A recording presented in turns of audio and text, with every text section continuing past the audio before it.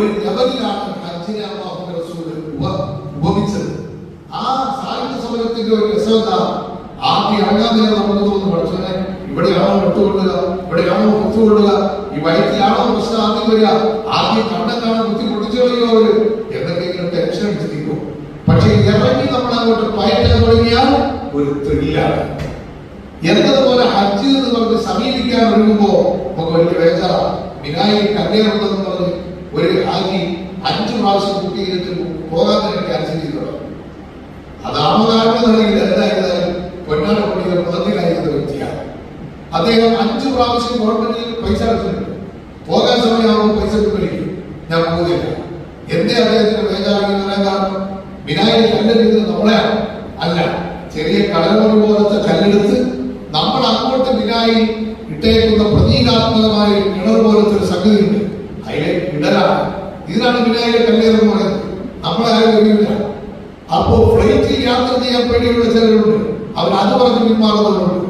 ഈ തൗഫീഖെല്ലാം കിട്ടി ഒത്തു വരണമെങ്കിൽ അല്ലാഹുവിന്റെ പ്രത്യേക ഔദാര്യമാണ്. സമ്പത്ത് ആര് തന്നതാണ്? അല്ലാഹു തന്നതാണ്. കയ്യും കാലും ഓർമ്മശക്തിയും ആരാണ് തരുന്നത്? പടച്ച റബ്ബാണ്. അതുകൊണ്ട് റബ്ബ് തന്നിട്ട് റബ്ബിന്റെ ഗസ്റ്റായി നമ്മളെ വിളിക്കുകയാണ്. ഇതൊരു വല്ലാത്ത പദവിയാണ്. ഈ പദവിക്ക് പോകുമ്പോ അത് ബാക്കിലാക്കി പോരാൻ പാടില്ല. അത് ശരിയായ നിലക്ക് ചെയ്യണം. ഉസ്താദെ, അത് ഉസ്താദന്മാർ ചെയ്യുന്നവരൊന്നും ആവണമെന്നില്ല. അറിവില്ലാത്തവർ ചെയ്യുന്നതൊക്കെ അന്ന് വൃത്തപ്പെടില്ലേ? അങ്ങനെ വൃത്തപ്പെടില്ല. അറിവില്ലാതെ വെച്ച് കണ്ടുപിടിച്ചെന്ന് പറഞ്ഞാൽ ഹറാമാവൂല, ഹറാമാകാതിരിക്കില്ല.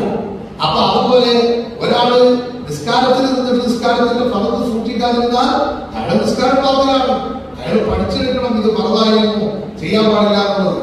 ഫാത്തിഹ ഓതാതെ ഒരാൾ നിസ്കരിച്ചു, നിസ്കാരം ശരിയാവില്ല. അതേ സമയത്ത് കാട്ടിന്റെ നടുക്ക് ആരും കാണാത്ത സ്ഥലത്ത് പിറന്നു വീണ ഒരാൾ, അയാൾ ഇസ്ലാമിനെ കുറിച്ച് എവിടുന്നോ ശബ്ദം കേട്ടിട്ട് ഞാൻ മുസ്ലിമായി എന്ന് പറഞ്ഞു. അയാൾ ഫാത്തിഹ പഠിക്കാൻ ഒരു നിവൃത്തിയില്ല. ആ പഠിക്കുന്നത് വരെ അല്ലാഹു ബന്ധപ്പെട്ടു കൊടുത്തു. അതുവരെ അയാൾ ഫാത്തിഹ ഓതല്ല.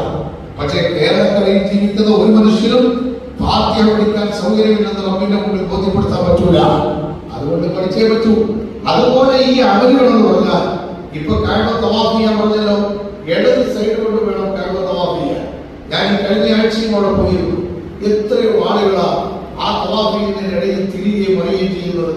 നെഞ്ചുകൊണ്ട് കഅബയെ നേരിട്ടാൽ, ബാക്ക് കൊണ്ട് നേരിട്ടാൽ ആ സ്ഥലം പരിഹരിച്ച് കുറച്ച് പുറകോട്ട് വന്ന് ഇടത് സൈഡാക്കി വീണ്ടും നടന്നില്ലെങ്കിൽ ആ തവാഫിന്റെ ചുറ്റുപോയാൽ തവാഫ് പോയി. തവാഫ് ക്യാൻസലായി പോയാൽ ഹജ്ജും ഉംറയും വെള്ളത്തിലായി. ചെലവാക്കി 7 ലക്ഷം രൂപയോ അത്